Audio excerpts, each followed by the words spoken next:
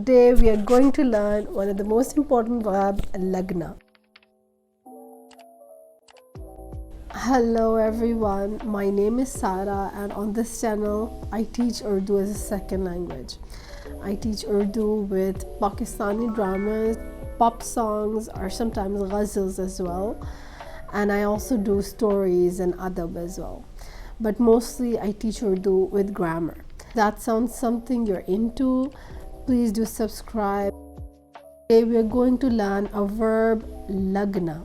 Lagna is a multi-purpose verb and it has more than 50 to 60 meanings when it's joined with different nouns and adjectives.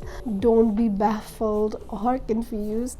I'll explain it in detail and it's going to be very useful when you actually get deeper into your Urdu learning. Lagna has many meanings. It also has idiomatic meanings as well. With idiomatic expressions, the postposition ko comes with the subject.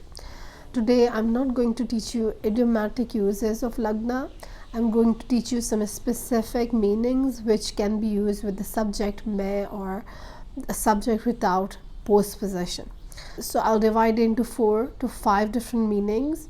Let's get started. Please know that you can also get notes and PDF files if you become a patron. The links are in the description box. Lagna is an intransitive verb.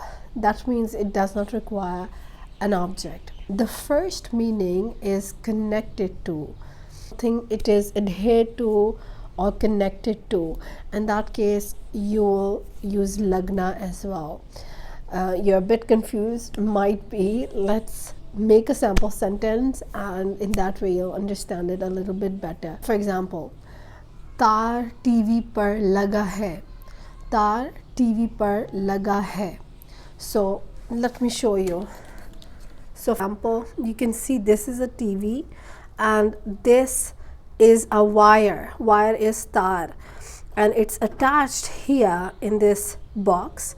So tar laga hai means it is attached. It is attached. Tar TV par laga hai.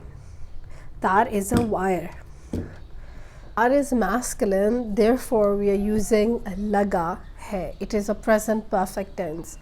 It is in the state of attachment with the TV. Tar TV par laga hai. The wire is connected to the TV. The second meaning is hung to or fastened to. So for example, something is hung somewhere. Mostly it is, let's say, painting. The painting is usually hanging on the wall. So tasveer दीवार पर लगी है. तस्वीर दीवार पर लगी है. तस्वीर is a painting, or you can also say painting दीवार पर लगी है.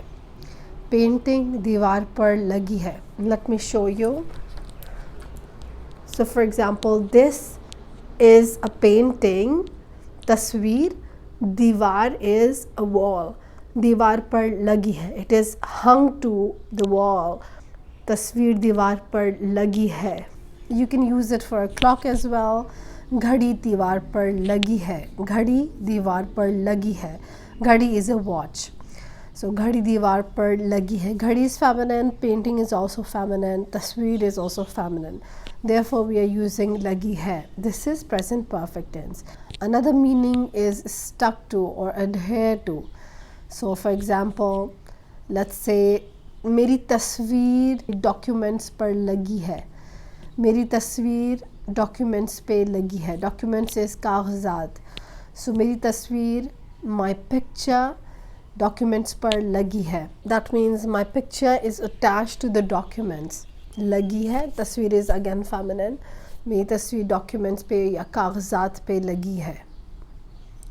It's attached to the application form. You can also use it in any other tense. For example, my picture will be attached to the application form. Application form पर मेरी तस्वीर लगेगी. Egi is a suffix to the future tense. To learn the future tense, you can always go to the description box or you can go to the playlist, and I've compiled a playlist with all the tenses. So application form पर मेरी तस्वीर लगेगी. You can use it in the present continuous form as well. For example, one of the common ways you can say it is something is stuck on your face, or like there's some mark on your face. कुछ तुम्हारे मुंह पर लगा है. तुम्हारे मुंह पर means on your face. तुम्हारे मुंह पर, on your face, लगा है. Something is stuck on your face. तुम्हारे मुंह पर कुछ लगा है. तुम्हारे बाल पर, बाल is hair. तुम्हारे बालों पर कुछ लगा है. Bal is plural, so it becomes oblique form, like o in the end of the noun when it has a postposition after it. So तुम्हारे बालों पर कुछ लगा है. Something is stuck to your hair. बालों पर लगा है. Another meaning of lagna is to look, like to appear. Another word that has this meaning is दिखना. मैं अच्छी लग रही हूँ. I am looking good. मैं अच्छी लग रही हूँ. वो अच्छा लग रहा है. He is looking good. वो इस रंग में अच्छा लगता है. He looks good in this color. वो इस रंग में अच्छा लगता है.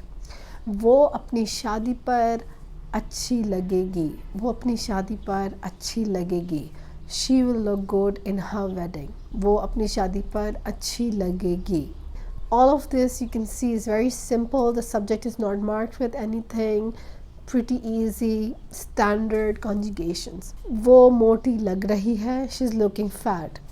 वो पतली लग रही है. She's looking thin. These sentences are very common in Pakistani weddings, or I think Indian weddings as well. We comment a lot on people's appearance, which I don't personally like. I don't think it's a very good habit, but it's very common. But we should refrain from doing that. The last one is Lagna-लगना. Lagna-लगना, which is to hug. Gale is neck. Lagna is to attach. So Lagna is to attach or to. So Lagna on its own is to hug. वो उसके गले लगी. वो उसके गले लगी. She hugged her or him.